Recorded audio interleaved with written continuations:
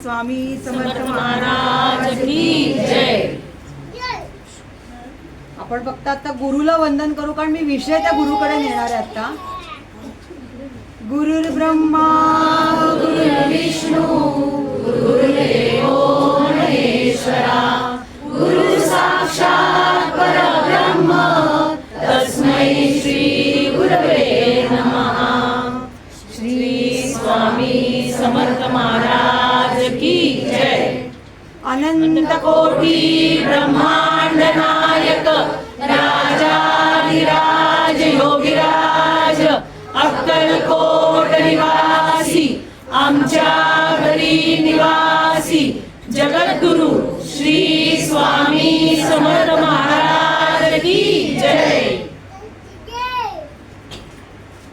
आज महाराजांनी अशा विषयावर बोलायला लागलं की जिथे आपण आनंद म्हणायचा का दुःख, याच्या परिसीमेच्या पलीकडचा तो विषय आहे। तो म्हणजे 15 एप्रिल ही तारीख। 15 एप्रिलला आहे स्वामी समर्थ महाराजांची पुण्यतिथी। जिथे पुण्यतिथी म्हणलं की व्यक्ती नाही शब्दशः, पण महाराज आहेत, ते आहे त्याचं वास्तव आहे। त्यांनी त्या तारखेपासून त्या पुण्यतिथीपासून सांगितलं की हम गया नहीं जिंदा आहे। खरं तर तो दिवस येतो, म्हणजे एक म्हणाल तर दुःखाचा आणि एक म्हणाल तर आपल्यासाठी खूप वेगळ्या पद्धतीचा। तर त्यावेळेस महाराज जेव्हा त्यांनी ठरवलं होतं की आता मी माझं जे कार्य आहे त्यांचं कार्य म्हणू की आता मी थांबवणार आहे, ते काय स्वतःहून गेले नाही। त्यांनी निर्णय घेतला या दिवशी मी माझं कार्य थांबवणार आहे, पण मी तुमच्यातनं कधी जाणार नाही। कलियुगाच्या काळात माझ्यासारख्या दैवी शक्तीची नितांत गरज आहे, पण मी जर राहिलो किंवा मी समोर असलो तर सगळे, ज्याला असं म्हणतात की एखादा व्यक्ती समोर आहे म्हणल्यावरती पटकन जाऊन प्रत्येकजण त्या ठिकाणी जाऊन आपले प्रश्न मांडतो किंवा बोलतो। जेव्हा एखादी शक्ती समोर आहे आणि आपल्याला ती दिसत नाही, त्याची जी प्रगल्भता असते ती स्वामी समर्थांच्या हम गया नहीं जिंदा है या शब्दांमध्ये आहे। आता अनेकदा असं होतं की महाराजांना समजणं खूप कठीण आहे, प्रचंड अवघड आहे स्वामी समर्थ ही ताकद समजणं। अनेक लोक असं म्हणतात की आम्ही महाराजांची पोथी वाचन करतो, आम्ही महाराजांची पुस्तकं वाचतो, आम्ही महाराजांची ती बखर आहे ती वाचलेली आहे, महाराजांच्या लीला आम्हाला माहिती आहेत, किंवा अजून बरीच पुस्तकं आहेत, काय चरित्रामृत आहे, सारामृत आहे, सप्तशती आहे, गुरुलीलामृत आहे, अनेक पोथ्या महाराजांच्या आहेत आणि या सगळ्या आम्ही वाचल्या आहेत। त्यामुळे आम्ही ज्ञानी आहोत, आम्हाला माहिती आहे, आम्हाला कळलेच ही स्वामी समर्थ काय आहेत, त्यांची ताकद काय आहे, महाराजांची ताकद कधी आहे। पण प्रत्यक्षात जेव्हा अनुभव येतात तेव्हा त्यांच्या शक्तीची जी ज्याला म्हणतात ना, त्याला शब्दशः म्हणतात लीला आपल्या आयुष्यातली, ती खरं त्यावेळेस जास्त प्रमाणात जाणवते। ती पुस्तकाच्या शब्दात माहिती म्हणून जाणवते। म्हणजे आता सध्या काही काही व्यक्ती समोर येत आहेत, काही काही निमित्ताने समोर येत आहेत आणि ते म्हणतात की आम्ही महाराजांचे अभ्यासक आहोत। महाराजांचे अभ्यासक होणं ही अतिशय कठीण गोष्ट आहे। आज तागायत जे महाराजांचे खरे भक्त आहेत ते प्रामाणिकपणे सांगतील की स्वामी समर्थ आम्हाला कळलेलेच नाहीत। जे मोठे मोठे साहित्यिक आहेत किंवा जे अभ्यासक आहेत स्वामींच्या बाबतीत, ते म्हणतात आम्हाला स्वामी समर्थ कळले नाहीत, आणि काही लोक ठामपणे सांगतात आम्ही स्वामी समर्थांचे अभ्यासक आहोत, आम्हाला सगळी माहिती आली। महाराजांना कळणं ही अजिबात सोपी गोष्ट नाही। कुणाच्या आयुष्यात काय म्हणतात ना, काय करतील, काय लीला दाखवतील आणि तुमचं आयुष्य कुठल्या क्षणी बदलतील हे फक्त त्यांनाच माहिती असतं। आपल्यासारख्या सर्वसामान्य व्यक्तीला ही गोष्ट कळू शकत नाही, आणि त्यांना जर कळवून घ्यायचं असेल, समजून घ्यायचं असेल, तसं ते आपल्याला समजून घेतात, आपण त्याचे भक्त आहोत म्हणून। आपण आपला थप्पा आपण मारलाय की आपण त्यांचे बघतोय, पण महाराजांना ना जर आपल्याला समजून घ्यायचं असेल तर प्रत्येक वेळेस महाराजांच्या जवळ 5 ते 10 मिनिटं बसणं हे नितांत गरजेचं आहे। आपला तो वेळ दिवसातला कुठलाही, त्यांनी असं सांगितलं नाहीये की बाबा तुम्ही, आपण जसे बाकीचे देवांचे जे विधी करतो की आंघोळ करा, अमकं करा आणि बसा, महाराजांनी असं कधीच सांगितलं नाही तुला रात्री जाग आली तरी माझ्या शेजारी येऊन बस। वेळेची कुठली वंदना या स्वामींनी कुणालाच कधी टाकली नाही, किंवा तू हे केलंस की अमकं कर, ते केलं की तसं कर, तुला माझी आठवण आली, तुला माझ्याबद्दल ओढ वाटली, तू कधीही कुठल्याही क्षणी माझ्या इथे येऊन बसू शकतोस। जे अभिषेक असतात किंवा ज्या पूजा असतात प्रॉपर, हा त्याला आपण आंघोळ करून बसणं हा आपल्या संस्कृतीचा भाग आहे, म्हणून आपण त्या गोष्टी करतो. पण स्वामी समर्थ महाराजांनी कधीही कुठली बंधनं आपल्या भक्तांवर टाकली नाहीत. ना आंघोळीचं, ना बायकांच्या प्रॉब्लेमचं, ना कधी सुतकचं. असे कुठलेही विषय महाराज मानायचेच नाहीत. आणि ते कधी असं म्हणायचे की अध्यात्मात तुम्ही जाण्यापेक्षा सांसारिक प्रश्नामध्ये आधी लक्ष घाला आणि मग तुम्हाला वेळ मिळाला तर माझ्याकडे या. पण जर आपल्याला माहिती आहे की सांसारिक प्रश्न हे सगळ्यात जास्त क्रिटिकल, अवघड आणि नको नको असे असणारे हे विषय आहेत, त्यापेक्षा कधी कधी वाटतं स्वामी समर्थांच्या जवळ बसणं सोपं आहे, दिलासा देणार आहे, जरा मनाला आनंद देणारा आहे. आणि म्हणून आपण निदान आपल्या दिवसातला 5 ते 10 मिनटं तरी स्वामींच्या चरणी कधीही बसा. इव्हन तिथे कुठे बसायचं तेही सांगते. रात्री तुम्ही झोपताना गादीवर मांडी घातलीत आणि तिथे स्वामी समर्थांना मूर्ती आता तिथे देवाऱ्यात आहे, काय तुम्हाला काही वाटलं की तिथेपर्यंत जाणं शक्य नाही किंवा काही कारण असू शकतं, तिथे बसूनही मनापासून स्वामींना हाक मारली तरी स्वामी तुम्हाला लिंक होतात. अशी ताकद ज्या संतांमध्ये, आता काही जण यांना संत म्हणतात, काही देवाचे देव म्हणतात, काही गुरूंचे गुरु म्हणतात, काही ब्रह्मांडाचे नायक म्हणतात.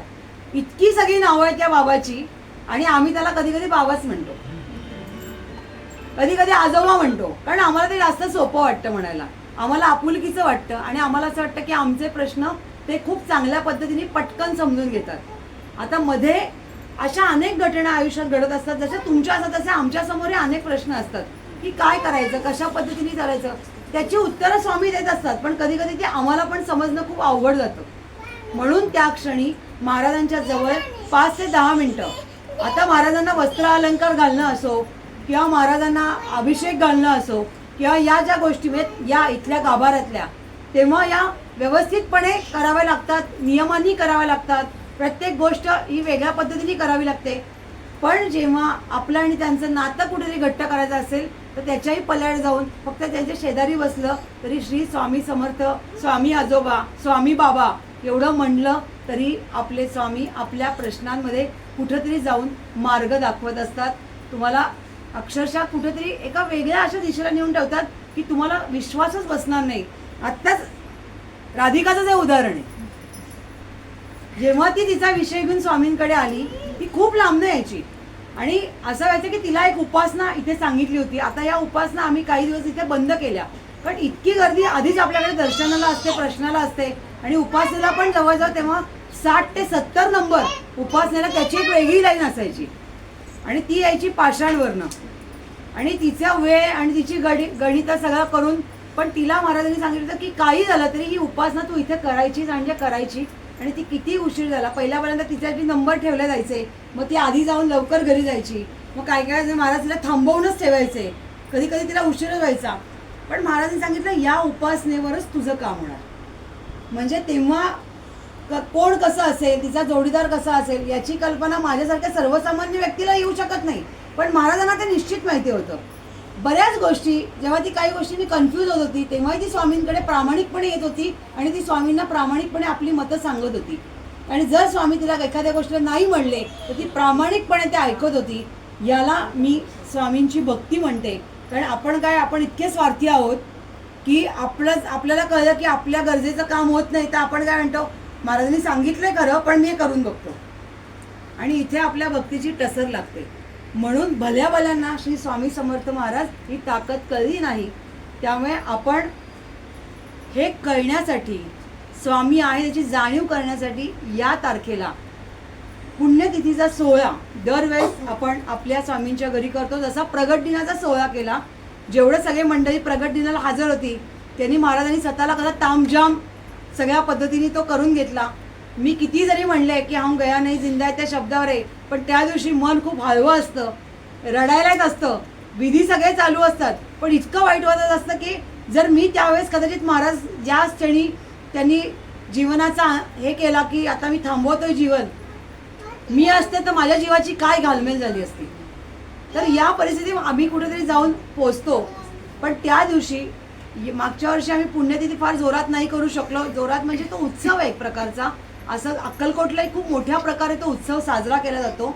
वटवृक्षाची पालखी आणि समाधी मठाची पालखी याची मिरवणूक केली जाते.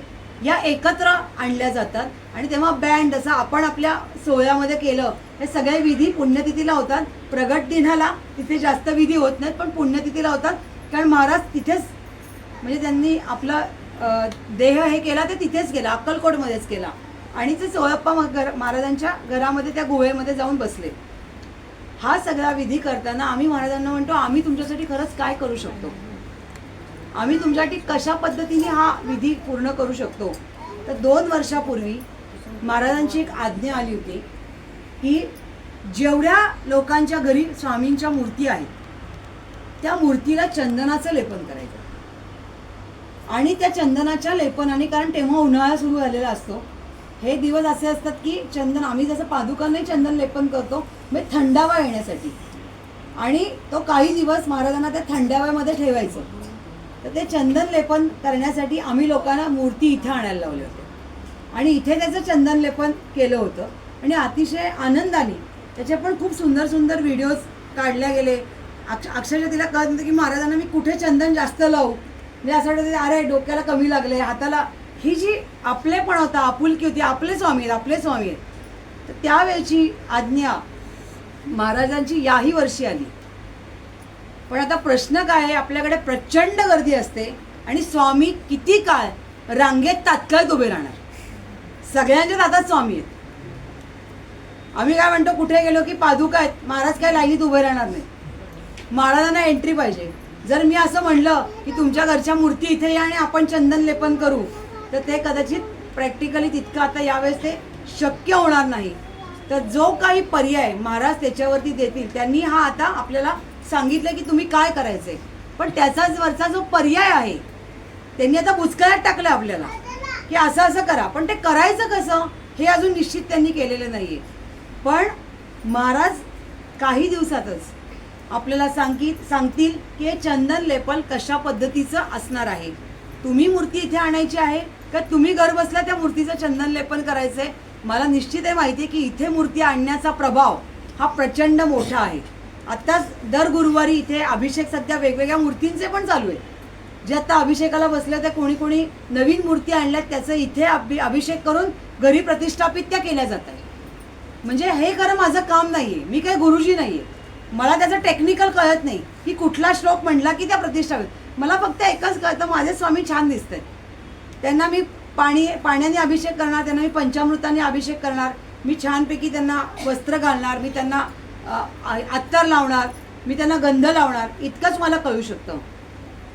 पण अशा प्रकारचे जेव्हा विधी येतात लेपनाचे, तेव्हा महाराज आपल्याला काय म्हणतायत, जे सगळे ग्रुपवर आहेत त्यांना मी 100% ग्रुपवर मेसेज टाकीनच. जे आपल्या यूट्यूब चॅनलला अटॅच आहेत त्यांनाही 1 मिनिटाचा व्हिडिओ त्यावेळेस केला जाईल की महाराज काय पद्धतीने चंदन लेपनाचा आग्रह करतायत की कसा तो असावा. का आधी जसं आपण म्हणतो की आधी बुकिंग केलं जातं, मला हे शब्द आवडत नाहीत खरं अजिबात, की जो पहिला कळवेल त्याची नावं नोंदणी करून तेवढीच काही मंडळी इथे, म्हणजे मी याच्या विरोधात आहे, मला नाही करायला आवडत. पण जर असं काही असेल की बाबा त्यांचे पहिले काही आले 300 लोक 500 लोक, तर त्या पादुका याचा मूर्तीचं आपण चंदन लेपन करूयात असं महाराजांना मी विनंती केली आहे. पण नाही झालं तर महाराज आपल्याला जो आदेश देतील त्याप्रमाणे आपण घरी चंदन लेपन करणार आहोत. जर कोणाचंही यूट्यूब चॅनलवर नाही, व्हॉट्सअपवरच्या ग्रुपवर नाही, कुठेच या कारणाकरता लक्ष गेलं नाही, तर आठवणीने तुमच्या घरातल्या महाराजांना त्या दिवशी चंदन लेपन करा न विसरता. छोट्या मूर्तीला, फोटोलाही चंदन लेपन केलं जातं पण फोटोला मर्यादा असतात, ते ठराविक लेवलनीच तुम्हाला ते करावं लागतं. पण मूर्ती ही अशी ताकद आहे की मूर्तीला एक स्पर्श आहे की जो असं वाटतं की आपल्याच कोणीतरी घरातले आजोबा किंवा कोणीतरी अशी एक व्यक्ती की जिची आपण सेवा करतोय. तर त्या मूर्तीचं तुम्हाला जमलं तर निश्चितपणे चंदन लेपन करा आणि तिथेच प्रार्थना करा, तिथे आरती करा, प्रसाद दाखवा. महाराजांना पुरणपोळी आवडते, महाराजांना पुरणपोळीचा प्रसाद दाखवा. हे तुम्ही निश्चित पुण्यतिथीच्या दिवशी नक्की करा. आणि ज्यांना शक्य आहे, आज तारीख आहे 2 आणि आपली जी ही तारीख आहे ती आहे 15 तारीख, म्हणजे आता किती मधले दिवस राहिलेले 13 दिवस आहेत.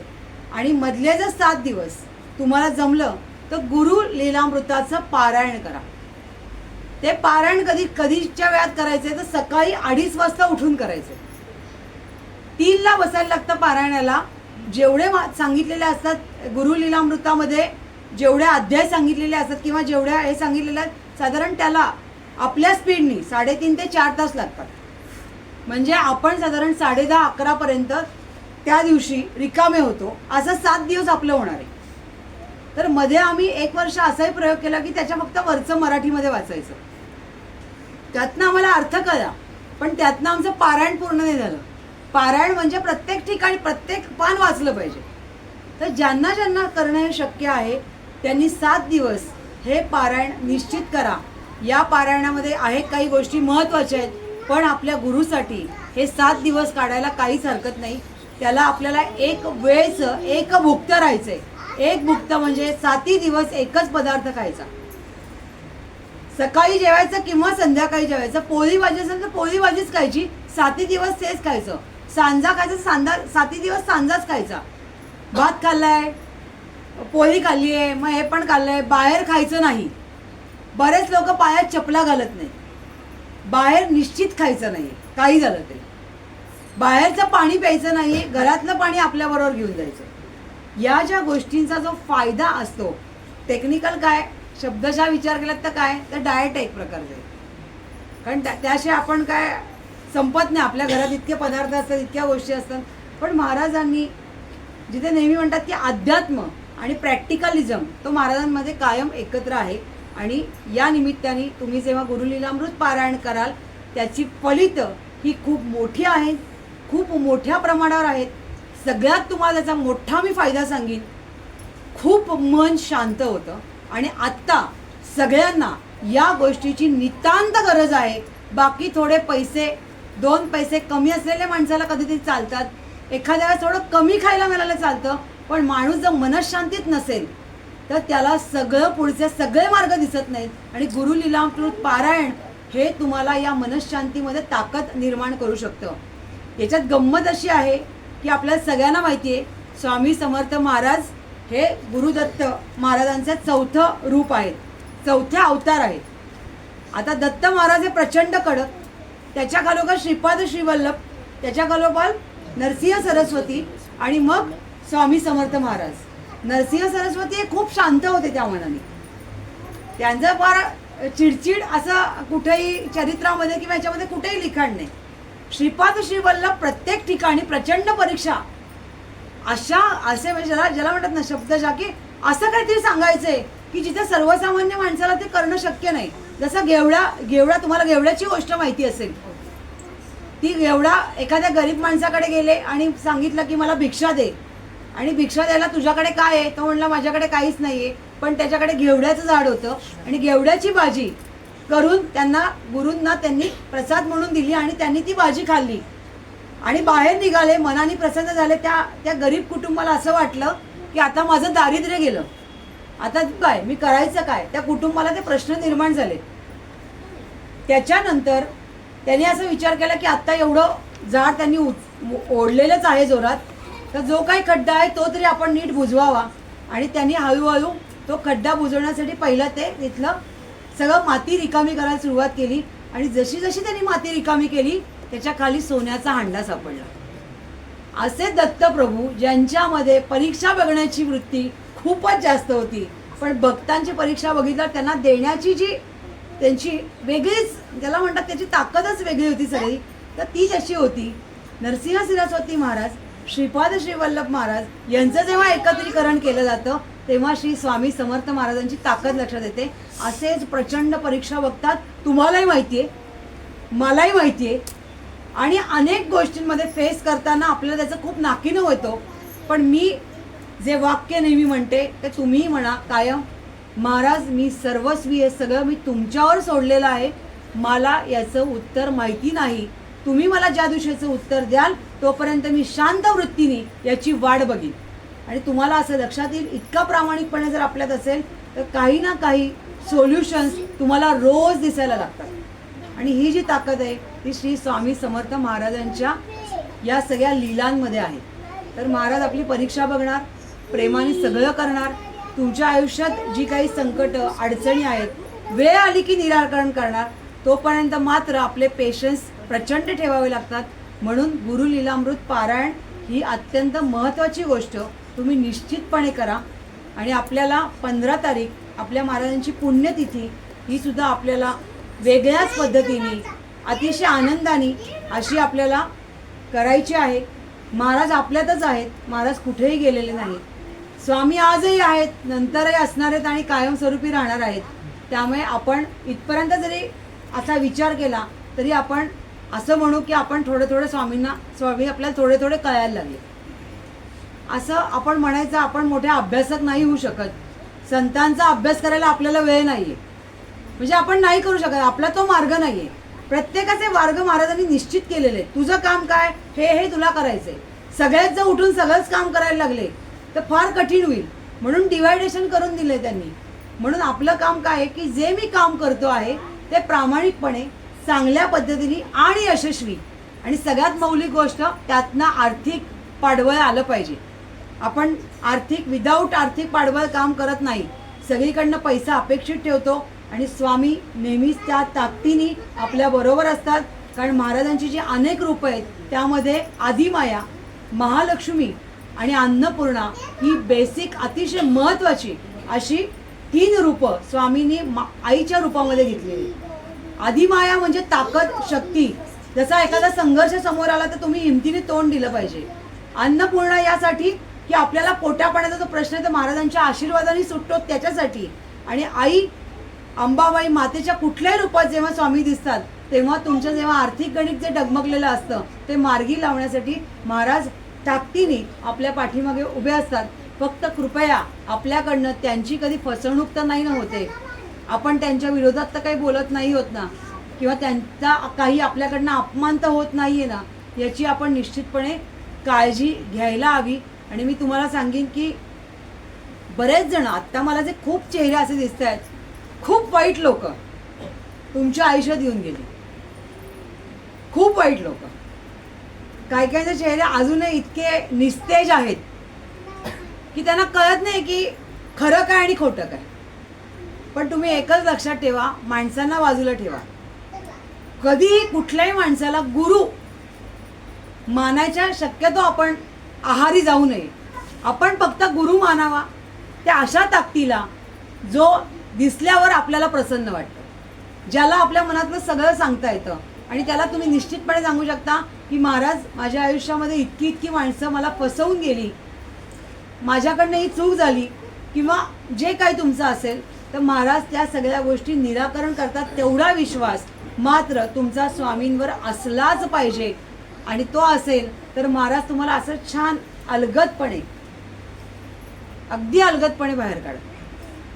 सगळ्यांना आपल्याला या कलियुगात सगळे त्रास भोगायचे, त्याला ऑप्शन्स काही नाहीत. पण आपल्या नशिबाने श्री स्वामी समर्थ हा आपला गुरु आपल्याला आयुष्यात लाभल्यामुळे एक चांगली गोष्ट खूप झाली आहे. कडक आहेत, प्रचंड कडक आहेत.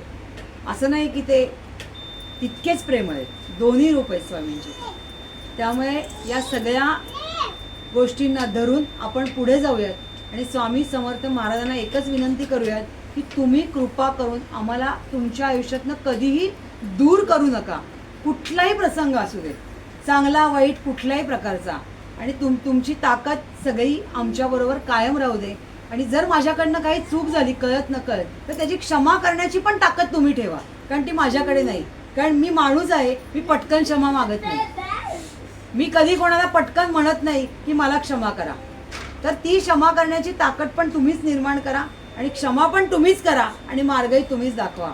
आणि ही ताकद आजच्या या काळात सुद्धा चालू आहे. आज महाराज जाऊन किती वर्ष झाली, जाऊन म्हणण्यापेक्षा शरीर सोडूनही किती वर्ष झाली, तर तरीही आज आपण सगळेजण हे अनुभवतोय. आणि सगळ्यात मजेशीर गोष्ट याच्यामध्ये अशी आहे, मजेशीर म्हणूयात किंवा आश्चर्य वाटणारी गोष्ट अशी म्हणूयात की यात सगळ्यात जास्त विश्वास तरुण मंडळी, की त्यांना काय माहिती स्वामी समर्थ काय आहेत. त्यांनी कुठे पुस्तकं वाचली स्वामी समर्थांची.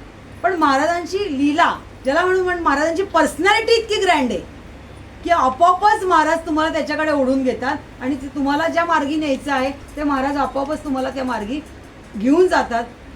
अशी ही ताकद महाराजांची आपल्या बाजूला कधीच निघून जाऊ नये, ते कधी आपल्यापासून दूर होऊ नये. मी त्यांना तेच म्हणते, बाकीचं सगळं सोडून द्या, काय व्हायचे ते होऊ दे, काय शिव्या खायला लागल्या तर लागू दे, पण कृपा करून तुमच्यापासून आम्हाला कधी दूर करू नका. हीच त्यांच्या चरणी मनोभावे प्रार्थना आहे. आणि आपण 15 तारीख ही न विसरता स्वामींच्या मूर्तीला चंदन लेपन करणार आहोत, हे विसरू नका. जी जी मंडळी आळशी आहेत, काही दिसत आहेत मला, जी मंडळी कधीच पूजा करत नाही, अशी मंडळी इथे बसली. कधीतरीच पूजा करतो वेळ झाला की, अशी मंडळी इथे बसली. तुम्ही बाकीच्या वेळेस काही करा, पण त्या तारखेला निश्चितच स्वामींच्या मूर्तीचं चंदन लेपन, आणि जर काही कारणाने मूर्ती नसेल तर अवश्य मूर्ती घ्या. मूर्ती घेण्याचा मला माहीत नाही, मला यांनी सांगितलं मूर्ती घ्यायला सांग सगळ्यांना, म्हणून मी तुम्हाला मूर्ती घ्यायचा आग्रह करते. ती कशाची असावी ते तुम्ही तुमचं ठरवायचं. चांदीची हवी का, ह्याची हवी का, असं महाराजांचा काय आट्टाच नाही. चांदीची असली तरच मी मोठा स्वामी, नाही तर अशी असेल तर नाही. असं त्यांचं काही नाहीये. तुम्हाला जी आवडेल, मनाला भावेल, ज्याचे डोळे सुंदर असतील. महाराजांचा हसरा चेहरा खूप ठिकाणी असतो, मूर्तीमध्ये लपलेला असतो, हसरेपणा तो असतो. कधी कधी गंमत तुम्हाला सांगते, महाराज एवढ्या आघात लीला करतात, दुकानात जाता, हां अरे आपल्याला मूर्ती घ्यायची ना, मग तुम्ही काय बघता, काय सांगितलंय, डोळे बघायचे, हसरा चेहरा बघायचा. तुम्ही अशी एक मूर्ती सुंदर उचलता, असे छान बघता, डोळे हसरे असतात, सुंदर असतात, महाराज हसत असतात. घरी येताना बघता हे रुद्ररूप आहे, हसतच नाहीत महाराज. अशा लीला पण महाराजांनी अनेकदा केलेल्या आहेत. आणि मग घरी आपल्याला कळत नाही, अरे आपण ती चुकीची मूर्ती नाही ना आणली, आपण बघितली आणि पॅक बहुतेक यांनी दुसरी केली. तसं नाहीये. जशी तुमची उपासना वाढते तसं महाराजांशी तुमचं नातं वाढतं, तसं तसं महाराजांचा चेहरा अजून हसरा हसरा होत जातो. तुम्ही आता आपल्याकडे बघाल तर तिन्ही महाराजांचे चेहरे अत्यंत हसरे आहेत, अत्यंत प्रेमळ आहेत. ही माझ्या उपासनेची ताकद नाहीये, ही तुमची आणि त्यांचं असलेलं नातं आहे जे इथे दिसतंय. ते जर तुमच्यावर रागवले असेल तर ते कधीतरी एखादा माणूस येतो, तुम्ही ऐकलं असेल, मी ओरडते त्याला प्रश्न विचारल्यावर. त्यांना आवडत नाही त्यांनी खोटा प्रश्न विचारलेला. मी आहे ना बरोबर, तो का असा खोटं बोलतोय. म्हणून मी सगळ्यांना सांगते, जे काही तुम्ही विचाराल ते अत्यंत स्वच्छ मनाने विचारा, इकडे तिकडे महाराजांच्या बाबतीत होऊ देऊ नका. तर हे आपल्याला निश्चित करायचं आहे. आणि त्याच्याकरता महाराजांची या पुण्यतिथीला आपल्याला मूर्ती घेऊन त्याला चंदन लेपन करायचं आहे. अशी पुण्यतिथी आपण स्वामींची करूयात. सगळ्या गोष्टी या त्यांच्यावर सोपवूयात आणि पुढे सरकूयात. म्हणजे सगळ्या म्हणजे कर्म त्यांच्यावर नाही सोपवायची, कर्म आपल्याला करायची, कामं आपल्याला करायची. नाही आज मी ना जरा स्वामी जरा कंटाळलोय, जरा बघा ना काय होतंय का मॅनेज, आज मीटिंग लावून द्या, मला ते काय जमत नाही. मला फोन तुम्हाला फिरवायचे, अपॉइंटमेंट्स तुम्हाला घ्यायचे, वेळ तुम्ही मॅनेज करायचं आहे, नोकरीसाठी तुम्हाला पळायचं आहे, सॅलरी म्हणजे जे काही होईल ते तुम्हाला करायचं आहे. पण हा बाबा कायम पाठीशी आहे, इतक्या प्रेमाने की तू जिथे आडशील तिथे मी आहेच. तर हे सगळं आपल्याला करायचं आहे. तुम्ही महाराजांना तुम्ही कर्म करा आणि बाकीची चिंता मी करतो. आणि महाराज सगळं ते नियोजित करतात आणि सगळं मार्गी लावतात. असे आपले श्री स्वामी समर्थ महाराज. चला, श्री स्वामी समर्थ महाराज की जय. अनंत कोटी ब्रह्मांड नायक राजाधिराज योगीराज अक्कलकोट निवासी आमच्या घरी निवासी जगद्गुरु श्री स्वामी समर्थ महाराज की जय. महाराजांचं अष्टक म्हणायचं.